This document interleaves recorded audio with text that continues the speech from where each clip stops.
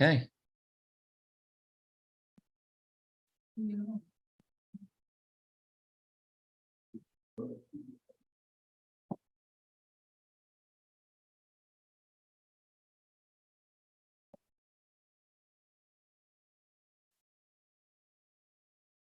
Okay, good. Oh. Good morning. Thank you all for joining. Rabbi Label, Rabbi Yossi, from close, from near, from far. We are holding here in the Gemara, Masechta Megillah, Daf Tesvav Amud Beis, 15b. About 3/4 down the page. We are up to the explanation of the next verses of the Megillah.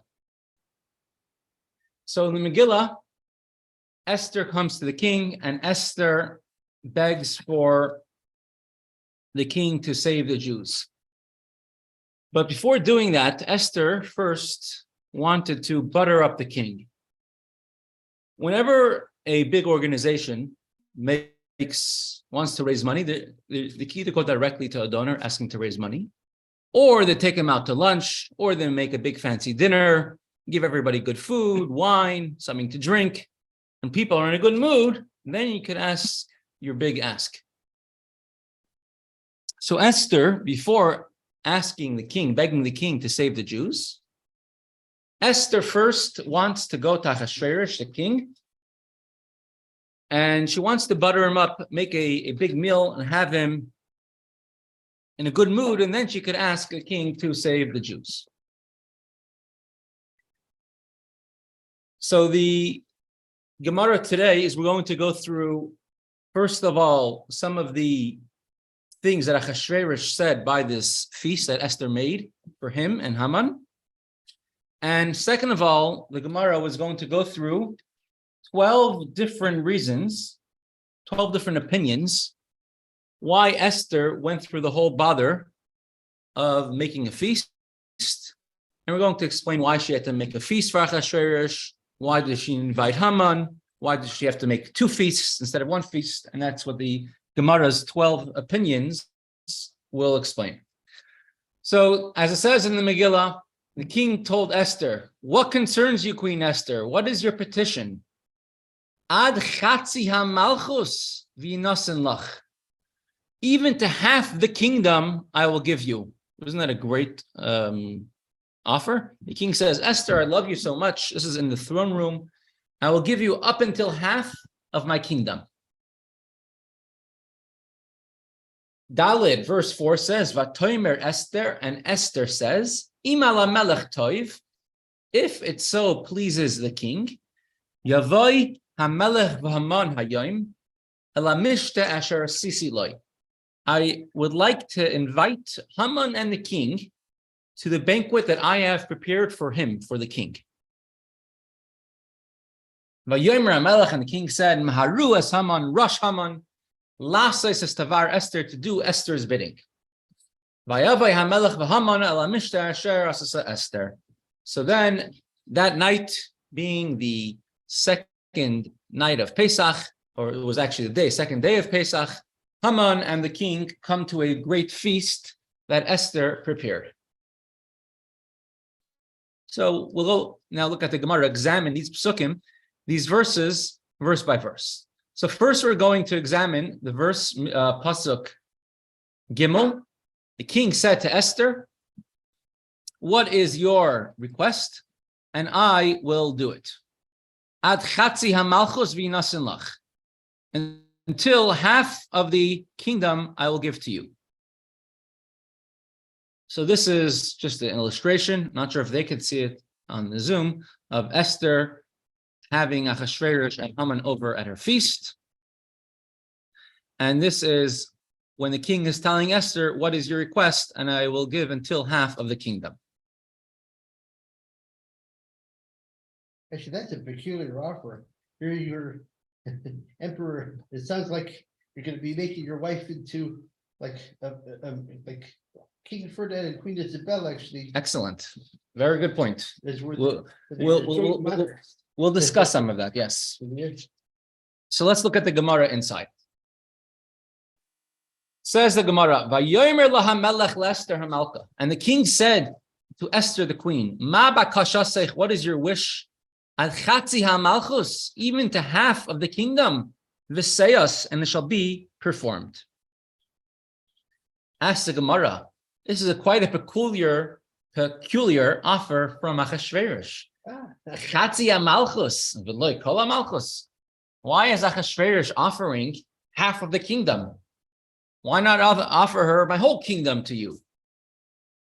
And did he really mean it though, too? People say things and okay. Right, people say things, so then might as well say something more, grand. I'm going to give you half my kingdom. Meaning that you have somebody else besides Esther who I like, and I'll give her the other half of the kingdom. Altogether, to offer anything actually it's very peculiar. In the case of King Ferdinand and Queen Isabella, it was a marriage between two monarchs, so they had to be, negotiated. Okay, I'll rule. So the Marsha adds on over here, similar to your point that you're making, Dovi, that halacha is kol ma shekana isha kana baila. Whatever a woman owns, her husband owns automatically. Her husband has possession of it. So if Achashverosh is giving Esther a present, half of the kingdom, it anyways reverts back to him. Yeah. So what type of present is a king actually giving? So rather, the Gemara understands that it's not really a real present, okay, like Mr. Minsky was saying. It's not really like a real present she had in mind. The king was telling her a message. I will do anything for you until half of my kingdom, but not my entire kingdom, because there is something that divides my kingdom. Answers the Gemara, "Veloy davar shechoitzetz lemalchus," but I will not give you something which will serve as a barrier to my kingdom. Umaayon, what type of thing will be a barrier to my kingdom? Binyan Beis Hamikdash, the building of the temple. Meaning, Achashverosh is telling Esther, I'll grant you any wish that you want, except for one wish, building the Beis Hamikdash, because that will divide my kingdom in half. Hey, Baruch, Shalom Aleichem. Now, obvious question. Rabbi, I have something small to say. Sure. While we talk about it, in Israel, I remember since we were born, when people used to talk to each other, just as a friendly suggestion, they said, "Oh, I'll give you up to Chatzi Malchut." It's very. They use it a lot in Israel. Interesting. It's a whole. It's a term. Yeah, they use that all the time. So why does Chatzi Malchut? Why does that mean the Beis Hamikdash? Because so Rashi explains, Achashverosh was king over the whole world, and it says that the Beis Hamikdash is standing begova ha'olam, at the height of the world, because Eretz Yisrael is higher than the lands around it. So therefore, Eretz Yisrael is like the halfway point of the world. I pulled up over here. Where is it? The Persian Empire. This is what it was. So, it's not really quite in half, because Eretz Yisrael is right over here, where the pointer is. It's not quite at the halfway point, but he says of the globe, it's at the halfway point, because Eretz Yisrael is the center of the world, right? Everybody looks to Eretz Yisrael always. Tiny little sliver. It's amazing. You can even miss it on the map. Now, why did Rashi why did Achashverosh not want the Jews to build the Beis Hamikdash? So he says, because maybe if I let the Jews build the Beis Hamikdash, they're going to rebel against me. They're going to feel nationalist. They're going to feel, proud of being Jewish, and therefore they're going to rebel against me. So therefore, I won't let them build the Beis Hamikdash. Now, at this point, Achashverosh still did not know that Esther is Jewish. So why is Achashverosh telling Esther, I will let you have everything except for building the Beis Hamikdash? Like, where does that come into the picture? So there's two explanations that are given to this, explain this. There's Achashverosh knew that Esther was raised in Mordechai's house. We mentioned that before. Just Achashverosh did not know what nationality Esther is. He thought that Esther found an orphan in the market. Mordechai found an orphan in the marketplace and raised an orphan. He did not know that Esther was actually Jewish as well. So if she sees Esther going to risk her life for something, what's she risking her life for? She doesn't need riches. She doesn't need glory. She has as much of that as she wants. So she doesn't need power. She has as much of it as she wants. So what is she risking her life for? It must be she's risking her life for somebody else, not for herself. Who would she risk her life for? For Mordechai. That's the one who raised her. What would Mordechai want? He would want to build the Beis HaMikdash. So therefore, that's what Achashverosh right away assumed, that Esther is going to ask a request for Mordechai. That's one answer given. Another answer given is this character trait that you're willing to put your life on the line for somebody else, and you could have glory, riches, honor, power, and everything, and you put your life and put yourself in danger in order to help somebody else, is a Jewish trait. It's a very Jewish characteristic. It's the idea of Mesiras Nefesh for somebody else. And this, when Achashverosh saw that Esther is putting her life on the line, obviously not for herself, for somebody else, so then began creeping doubts into his mind. Hey, maybe Esther is Jewish because she's acting in a Jewish type of way. And therefore, that started, therefore, Achashverosh told her, I'll give you everything but to build the Beis HaMikdash. I mean, he didn't know that she's not Jewish. He didn't know what nationality she was at all. Correct. Now, if I were Achashverosh, I would be curious to know about family trees, including hers. Another very interesting thing brought by Yarim Difshi. It's a book by Rabbi Yonasan Eibschitz. And he brings from Pirkei de Rabbi Lazar. Rabbi Lazar in Hyrcanus, one of the first midrashim which are attributed to Rabbi Lazar in Hyrcanus, one of the greatest Tanoim, which he brings down over there that in the beginning, Achashverosh was actually a king over 252 countries, or 253 countries. But then Achashverosh stopped the building of the Beis HaMikdash in the beginning of his reign. The Jews went to build the Beis HaMikdash. Achashverosh revoked the permission. And as a punishment, half of his kingdom was taken away. And now he only ruled over 127 countries. So Achashverosh says, the thing, davar shechoitzitz, the thing which, Chatzi Malchus, half of my kingdom, the thing which I gave up half my kingdom for, I lost half of my power, because I refused to let the Beis HaMikdash be built. I'm not about to cave in on that. And I'm going to do everything until this one thing, which you see I gave up so much for, just to not let the Jews build the Beis HaMikdash. And Rabbi Yonasan Eibschitz explains, what did Achashverosh have so much against building the Beis HaMikdash? And he says something so fascinating, which has to do a lot with this week's Parsha. This week's Parsha, it's all Parsha's Balak, the second half of the Parsha, has a lot of prophecies about Mashiach in the last two Aliyahs. And it says about Mashiach, V'yerd mi Yaakov, a ruler will come and he will rule over the entire world. Now, the Jews at the time, they did not know that after the first Beis HaMikdash was destroyed. Well, they were going to be redeemed. They weren't expecting that the second Beis HaMikdash will also be temporary, only 420 years, and then it will be destroyed. And nobody for sure back then could even fathom that we're going to be in Galus for 1900 and almost 40 years, almost 1940 years. There will be in Galus. They thought that when Yirmiyahu prophesies at the end of 70 years, we'll go back to Eretz Yisrael. It will be a permanent Geula. Mashiach will come then. So Achashverosh, he did not want the Beis HaMikdash being built, because as the Beis HaMikdash is being built, you'll have Mashiach, and Mashiach is v'yerd mi yam ad yam, u'minar dafsei Eretz. He'll rule the entire world. Achashverosh loses his power. He did not want the Jews in any way to build the Beis HaMikdash.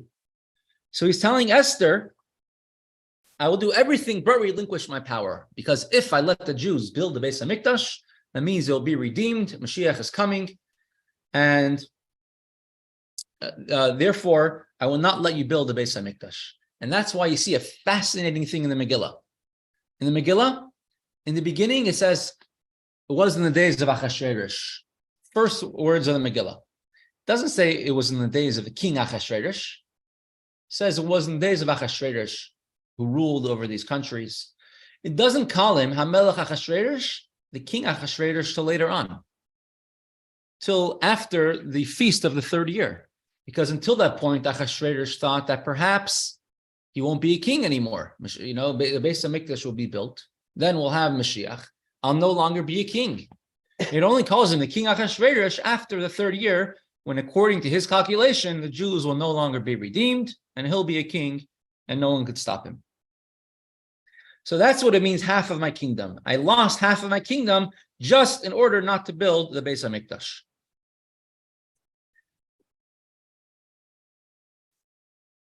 Now, this thing that I think you asked before, Dovi, that about would Esther, Mr. Minsky mentioned about Esther, what was the king promising her? If anyways, whatever a woman owns is owned by her husband, is acquired by her husband. And I was bringing up a question actually, where I think it's King Ferdinand and Queen Isabella. Right. This is why actually they were the joint monarchs of Spain, is that it's a negotiation between two monarchs. Mhm. Here, why in the world should he offer anything to Esther altogether? In other words, it's my kingdom. So that's a question of the Marsha. And because of that, the Shlos Yaakov, if he was living in the late 1600s, early 1700s, he says that this law must apply to non-Jews as well. And whatever a woman owns is owned by her husband. It goes into her husband's rishus automatically. So he was asked a question like this, and say, unfortunately, today this is more common than ever. But he was asked this question in the late 1600s. There was a Jewish person, and he was married, unfortunately, to a non-Jew. And she had no intention whatsoever of becoming Jewish, of converting. However, he kept all the Torah, mitzvahs, everything. I know of a shliach in Illinois, in a certain city. He had somebody in his town where he's a shliach.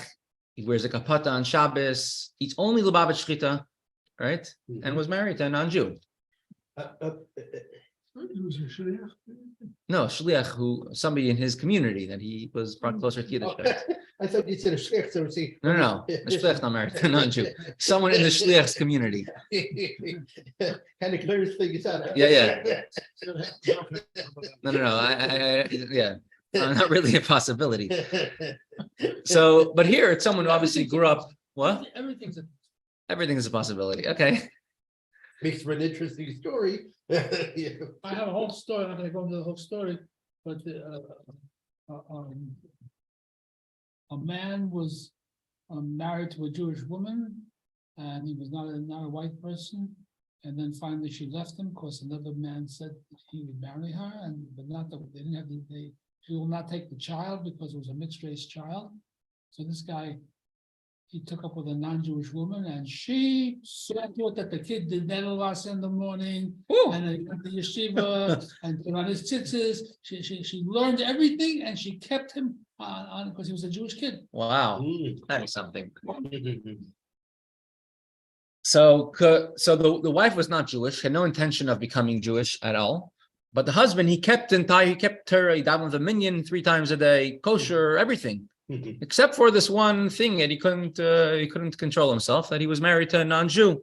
They're talking about the late 1600s, early 1700s. So he wanted to know, the question was, he was asked, on Pesach, could he sell his chametz to his wife? Oh, wow. Okay, that's an interesting one. This is unfortunately, not his wife. So this whole, unfortunately, there's such things today, like many companies which are owned by a family, a couple, and one of them is Jewish and one of them is not, could one sell it to the other for Pesach? Is it, or could one of them own it officially and not have to sell the chametz at all? Not have to toivel the kalim? Like there's many, it's a question which has, because of just the world we are in today has a lot of practical applications. Well, in the case of my wife, because her parents are Jewish, Yeah. or actually, meanwhile, she's actually being taken care of by her parents. It was so she, this past Pesach had gifted her chametz to her parents. Okay, right. So let's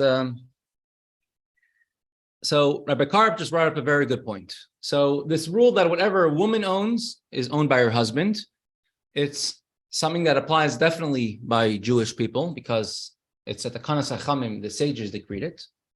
It is something that exists also by non-Jews. And even if it exists by non-Jews, is it something that exists between a marriage of a Jew and a non-Jew? Because that's not a real marriage according to Torah. According to Torah, a marriage is a Jew to a Jew or a non-Jew to a non-Jew. But a marriage of a Jew to a non-Jew is not any legal type of marriage whatsoever, according to Torah. So, so in his tshuva, he brings up this what happened here with Achashverosh and Esther. Achashverosh offered half of his kingdom to Esther. But seemingly, if the husband owns whatever the wife owns, how could he offer half of his kingdom?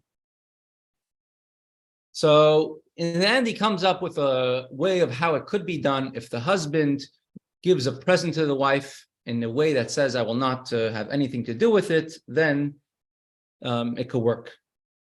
But what we see from there is that he holds that this thing, and the Marsha over here in our sugya says the same thing, that this halacha, this rule that whatever a woman owns is owned by her husband, also applies by non-Jews. And that's why the king didn't offer Esther to, Gemara says, to own half of the kingdom, but rather told her, I won't give you the thing which divided my kingdom, which is the Beis HaMikdash. Who said this issue was Rabbi Yonis and Eibishitz? No, this is a Shvus Yaakov. He was about 100 years before Rabbi Yonis and Eibishitz. Is again this situation why Achashverosh wasn't called King Achashverosh in the beginning? Mm-hmm. Because to emphasize that his kingship was reduced or his territory was reduced. He wasn't sure of himself being called. He wasn't confident in his kingship. Okay. Because he's worried the Beis HaMikdash will be built, but he made a feast that the Beis HaMikdash, the 70 years are up according to his calculation, and then he became confident of being a king.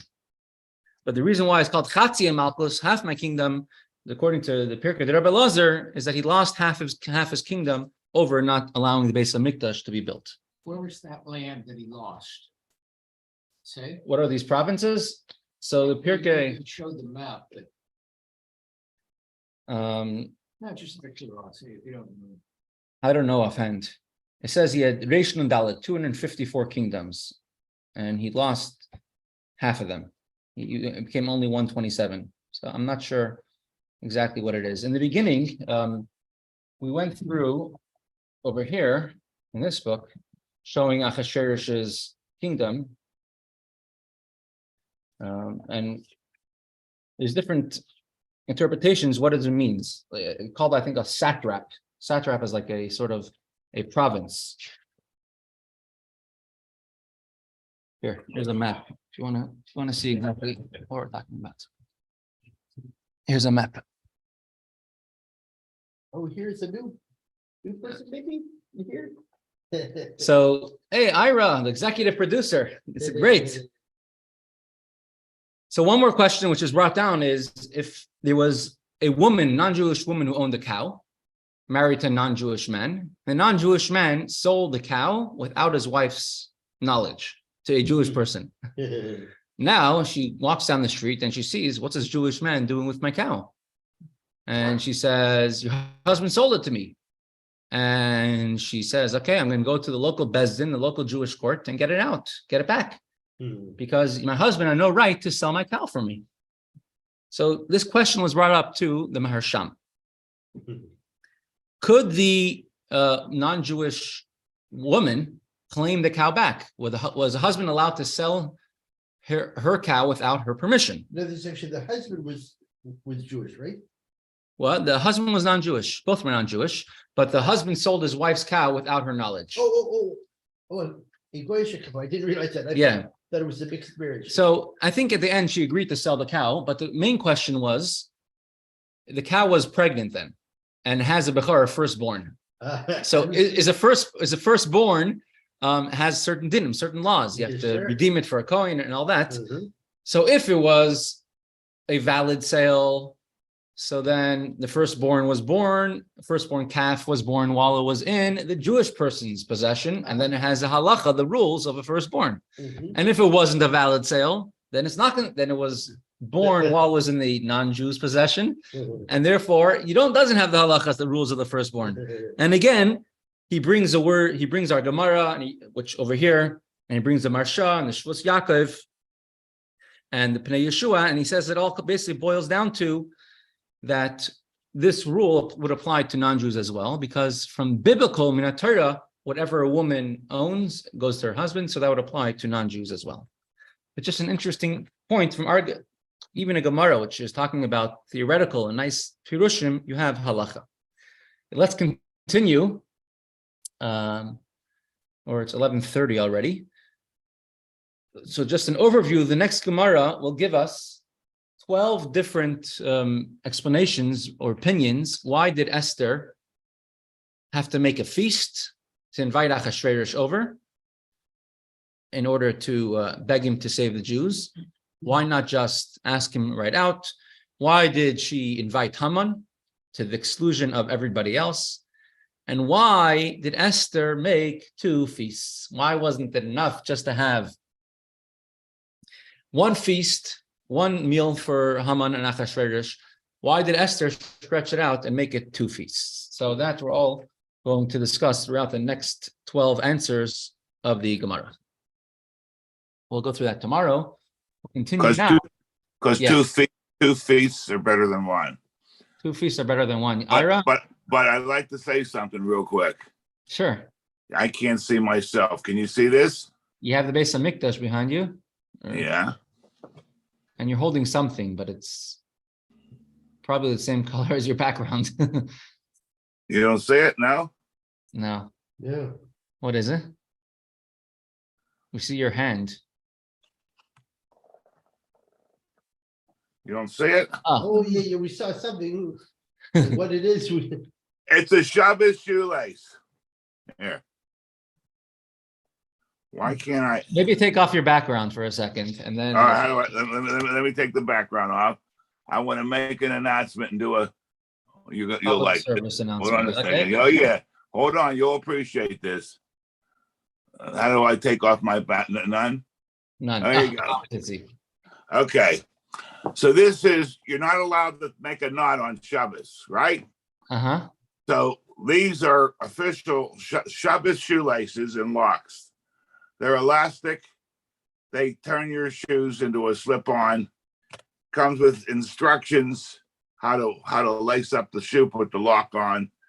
And if anybody is interested in making a purchase, first of all, I want to be able to sponsor this class of Rabbi Itkin's by donating 50% of the proceeds that I get from shoelace purchases to the class. How does that, Rabbi? 50% of proceeds. And if anybody's interested, and I don't mean anyone in the class, I'm talking about the worldwide audience and followers that we have. If they're interested, they can call me at area code 412-600-9559. We'll discuss prices and bulk prices. And like I say, all proceeds, 50% of them will be donated to this class in honor of Rabbi Chaim Itkin's father's good health for a complete and refuah shalema. That's what I'd like to do, if that's okay. All And right. your good health. Ira, also for your good health. And my good health too. All right. Thank you. So you got my phone number again is 412-600-9559, and we can discuss prices and quantity. All right, I'm going to do that mitzvah. Hurry up before wall supplies still last. That's we'll have them for you. Just okay. Yeah. Back to the Western Wall.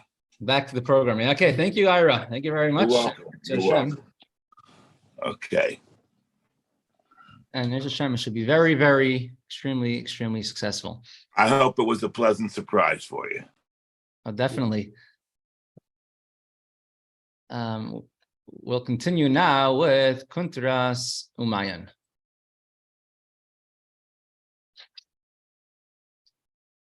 So we're holding here discussing a concept which is, you could say, well documented, especially in works of Emunah and Bitachon, and other works, about when a person has something that they do which makes them money, brings them a livelihood.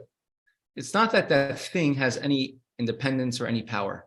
It's rather Hashem using that thing as a tool to give them what they need. Why does Hashem work in such a manner? Why can't he just give us everything directly? Why does he have to do things in such a way that it seems that Hashem is sort of removed from the picture? It looks like things are happening by themselves. People have all types of fancy terms, the universe, chance, whatever they want to call it. So he explained just now that if Hashem would create everything in the world directly, people would not be able to handle the goodness. People would never exist the way they are. It would be sort of like angels. Everything only spiritual, good, holy. There would never be any physical being. Everyone familiar with their Blazer Nanis? Subota, his books about how he survived 20 years in Siberia. So Rabbi Nanis, he was a chassid from the Rebbe Rashab, the Frierdiker Rebbe, and the Rebbe.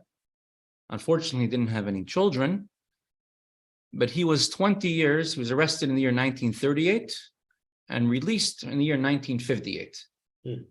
And he went through basically concentration camps for 20 years straight. And he went through he starved on Pesach, and the entire time, he never worked on Shabbos, and he never ate non-kosher food during that entire time. And he survived by the barest of miracles, but he was told by the Rebbe Rashab when he was young that you're going to go through a hard life, but just remember Hashem will protect you wherever you do. And so he had many miracles where he was on the brink of death, multiple, probably dozens of times, and miraculously he saved every single time. And so he was in prison for 20 years. First, he was arrested for 10 years. After 10 years, they're ready to free him, and they arrested him again while in prison, interrogated him again, gave him another 10 years of prison. And then there's a law in Russia that if you were arrested and put in jail, that means you're a dangerous element, and you can't leave the country because you're going to, who knows what, sabotage the USSR from outside the country. And for the same term that you were in prison, you cannot leave the country. So you have to be another 10 years in Russia. And after another 10 years, he finally got permission to leave Russia. During that entire 30-year period, from 1938 to 1968, he didn't once eat any meat or chicken, only after he left Russia, because not that during the time he was in prison, he didn't have a sheikhet that he trusted, not once did he eat any meat or chicken during that 30 years. He was a unique chassid. After 18 years after he was in prison, this is the 18th year of prison, here's a book called Subota. Actually, did he ever get married with all? He was married before. He didn't have any children, unfortunately. I think because there was things with all that prison, Did he even get married? Subata Nanis. I don't know. Subata Elazar Nanis. I'm sure some of you remember him. When he came out of Russia, he had Yichidus by the Rebbe, and the Rebbe told him that the years he was in prison will not be counted towards the years of his life. Ah, So he lived to be, I think, 100 years old, wow. right? For someone who went through such hardships like him, but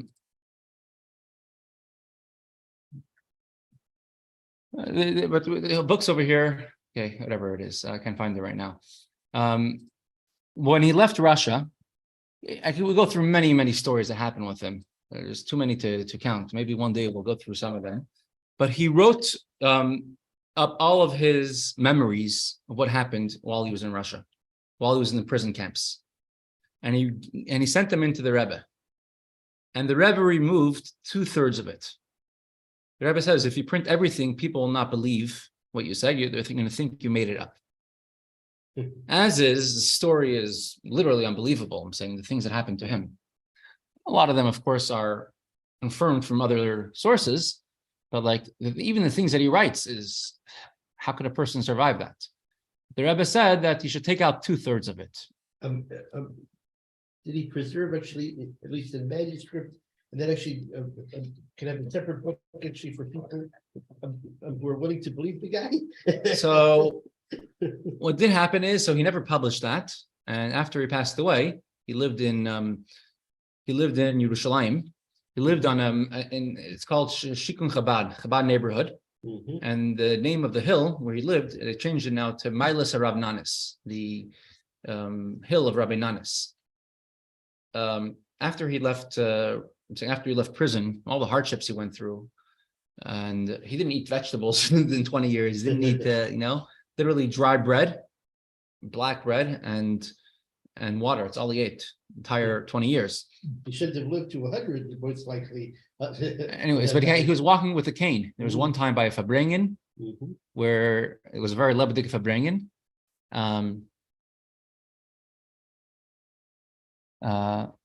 I'll show you a video of him by a Fabrengen. You'll see how animated he is. He obviously must have been a very strong person to survive. But by a Fabrengen, the Rebbe, it was very Lebedik, and the Rebbe turned around to him, and he had his a cane, and the Rebbe said, "What's with the cane?"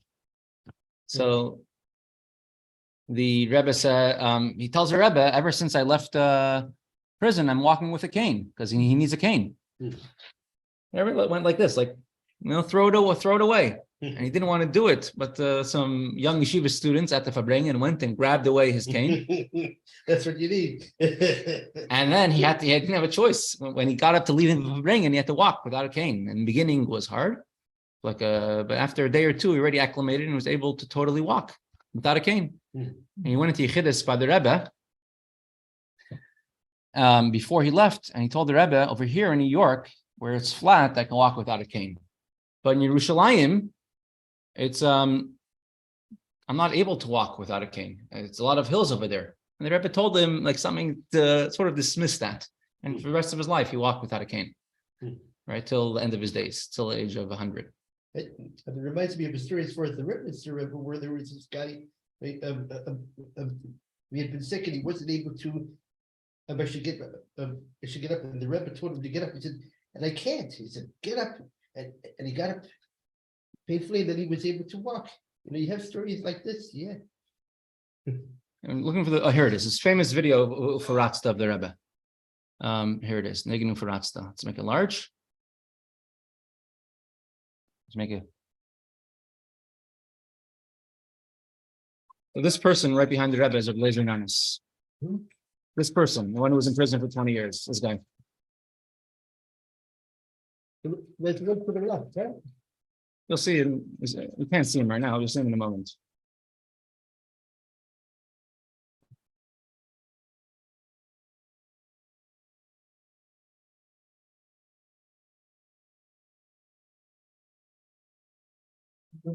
This one over here. This person right behind the Rebbe. That's the Blazer Nanis. See him standing and jumping, no problem. Yeah, it's been right behind the Rebbe. This one, right over here.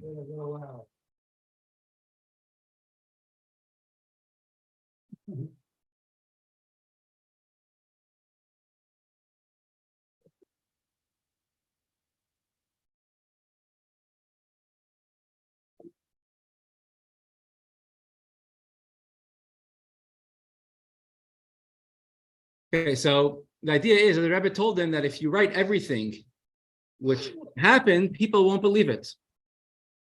Imagine if Hashem created the world in such a manner where godliness was open, no concealments, no middleman. And then you tell them there's a world out there and there's such a thing of physicality, who's going to believe that? So Hashem made the system of the world to go and have progression. That there's means which are called mazalas, constellations. The Tamadavar, and the reason is kasher are meir begiloi az ein shum etzias. When things are too openly revealed, then there is nothing which can exist. Adrabeh, giloi ha'ar hoyel bitol ametzias v'haderei. When there's too much revelation of light, then it causes a state of bittul nullification. By the helim the hester ha'ar, nase bechinas hametzias. When the light of Hashem becomes obscured, then things which are independent existences can come into being. Bechol hester yoser, nase yoser bechinas metzios hayeshus. And the more things become, the more things progress throughout all the different levels of all these different worlds, etc., things become more obscured. The light of Hashem is more obscured, and you have more of an existence. Bezehu shachesed k'moy shenimshach ba'olamus biyah hine b'chol olam shelamata nasa bechinas metzias yoser. As the kindness, the chesed of the world of Atzilus, the highest world, progresses, goes down through all these levels. Every time it goes down, pinball machine, every time the ball drops, it loses speed, right? Eventually, it loses the light, the brightness, and the purity is obscured. Every time it has to go through the worlds over and over through every single level in all the worlds. The tchila mislabish belevushim dibria. And throughout every world, in the world of Bria, in the higher world, so although it becomes obscured, it becomes an existence, that's only in comparison to the higher world. Comparison to the lower world, it's still godly, it's still pure and holy. The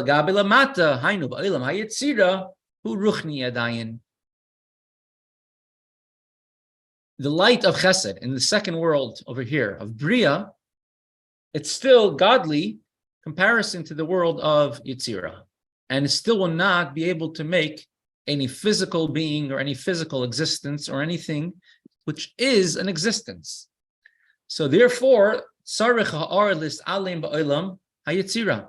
So we have to go through another whole progression. The next world, Yetzirah, and so on, Asiyah, and so on. The light of Hashem has to go, and this process is repeated over and over till eventually you're able to have a physical world. Uvezeh yuvan diuk lashon Rabbeinu nishmasim eden yigeres hakodesh divrei maskil hav mashkasav pri Chaim. In the Kuntres Acharon, the last part of Tanya are sort of letters that the Alter Rebbe wrote, which are mainly explanations on the Arizal and explanations on Kabbalah. A lot of it is very deep. The Alter Rebbe, you said? Yeah, the last part of Tanya. It's not part of the Kuti Amorim, which is like telling a person how to serve Hashem better. These are more deep, esoteric explanations. And one of the most quoted ones is L'Havim Mashakasav Pri Chaim. It's probably the most quoted letter of the Alter, part of Tanya. there's in chapter 35, there's a footnote of the Alter Rebbe, which is quoted in Chassidus many times, hundreds of times. And this is probably the second most quoted part of Tanya. Afterwards goes Iu v'chiyu ichad. So there's, over there, the Alter Rebbe says, he describes a lot, some of the statements of the Priyetz Chaim from the Arizal, which says about, a contradiction. How does the light of Hashem come to the world? Does it go in a way of derech islapshus, putting on and clothing itself, going from level to level, and every level it has to be more obscured, the light of Hashem is less apparent, or is sometimes it could go b'derech maiver. Derech maiver means passing through, right? If a person could travel through a country, either walk through it, march through it, then you have to walk through the mud, through the streets, stay over there overnight somewhere, deal with the people there, or you could fly over it. You still went through the country, but you didn't have to experience anything of what's going on in that country. So too, there's two ways of Hashem's light coming down. One is called derech hislapshus, having to pass through, meaning to not just as a tourist, but to actually be there. One is derech maiver, overflying, flying by. Which so let's say a light from the world of Bria would come to Asiya and would come to derech maiver, would pass over, say Yetzira. So it went through Yetzira without having to become nislabish, obscured by the world of Yetzira. So this that it says in Priyetz Chaim, in the Mashkas of Priyetz Chaim, Shehu v'la'el, shetzarech liyas aydei maiver Yetzira v'asira nikagam kenislapshus, dim loy kain loy haya poyel ba'olam hazeh hagashmi. The light of the world of Atzilus and Bria has to retain a certain purity in order to elevate this physical world. And therefore, when it goes through the worlds, the lower two, Yitzira and Asiya, it goes with derech maiver. It doesn't enclose itself, but rather it passes over, meaning the light still maintains much of the purity of the world of Bria in order to elevate the world. Well, so what does that mean? So he's going to say, it depends on which aspect you're looking from. If you're looking from the aspect of what the world is, the world feels as an existence, that's the Ar b'derech hislapshus. The light of Hashem had to enclose itself, had to literally get down and dirty in every single world, meaning had to become part of every world, and the leftovers went to the next world. And then eventually in the world of Asiya, you have a physical existence and things which feel independent and could claim independence from Hashem. But the power to find holiness in this world also has to come from the higher worlds, and that comes from Bria as well, and that's derech maiver. That you need a certain purity in this world in order to elevate the world. That comes from the world of Bria, but sort of flying through Yetzirah and Asiya without actually getting involved in and taking on the characteristics of the worlds of Yetzirah and Asiya. So let's read it inside. Hainu. Dibichdei shetia pa'ulas hagashmius mamish ba'olam hazeh. In order to have physical things in this world, Eine maspik adayin hayesh ta'olam habriya shehu yesh legabe atzilus av legabe yitzira ruchni adayin. So then, the lights, the godly revelation in the world of Bria is too powerful to come into the world of Asiya to let there be physical or independence in this world. V'gam im ora chesed shalom atzias de Bria yavar b'derech maiver ha'eser sfiras di Yetzira v'Asiya hine adayin letia hashpa'a gashmius mamash. Even if things, the light of Bria would fly through the worlds of Yetzirah and Asiya, you would never be able to get a physical blessing. If I want a physical thing in this world, it would not be able to come if things were not enclosed in the world. If they just passed through, it would never come out, interpret to physical. Im tzarich liyos ayedei hislabshus kelim ulevushim diyetzira shemalimim umastirim yoser al ha'or leki the bechinas chesed ha'elyon. Rather, what was needed in order to effect and in order to become physical, and the Hashem's light had to be totally concealed, and therefore every single concealment and obscurity which is affected in the worlds of Yetzirah and Asiyah had to take place as well, in order for there to be a physical existence.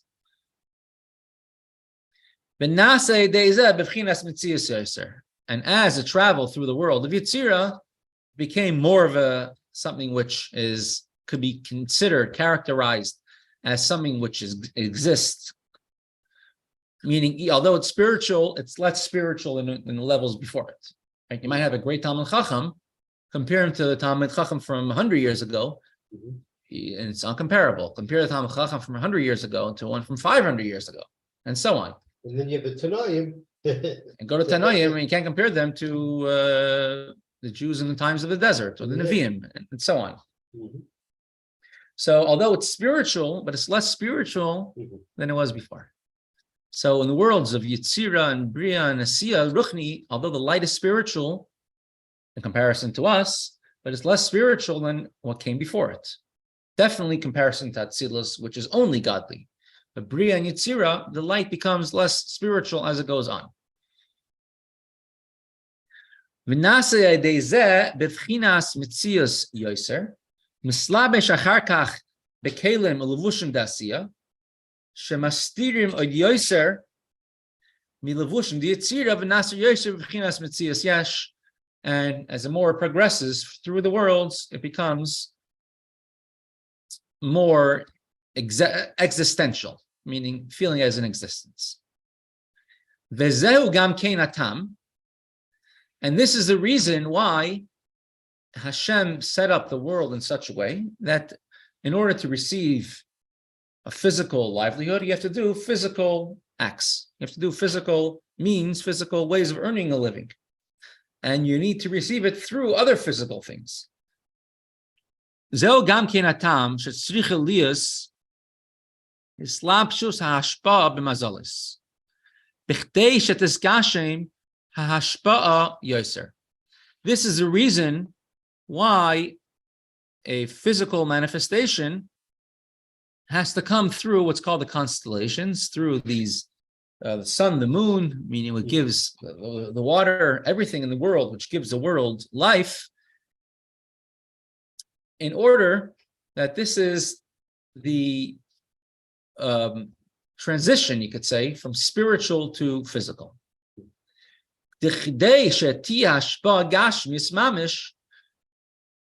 In order for there to be actual physical benefits,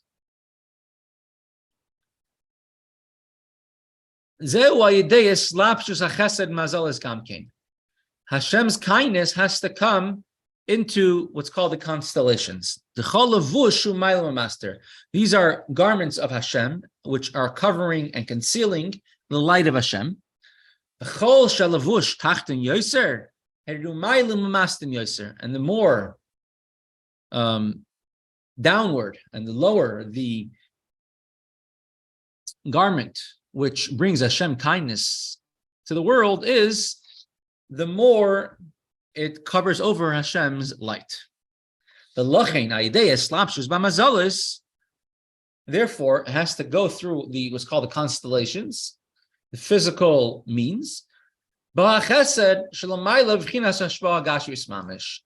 the way that the kindness of the Atzilus, which came to Bria and Yetzirah and Asiyah, and the remnants of that chesed of Atzilus, for it to become physical, must go through the mazalis, physical means.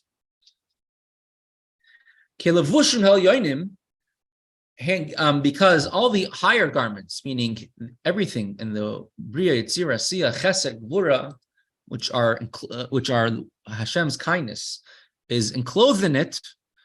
Gam da'olam Asiya ruchnius, even of the world of Asiya, but the lowest world, but the spiritual aspect of it, Heim levushim ruchniim. Everything is still spiritual at that point.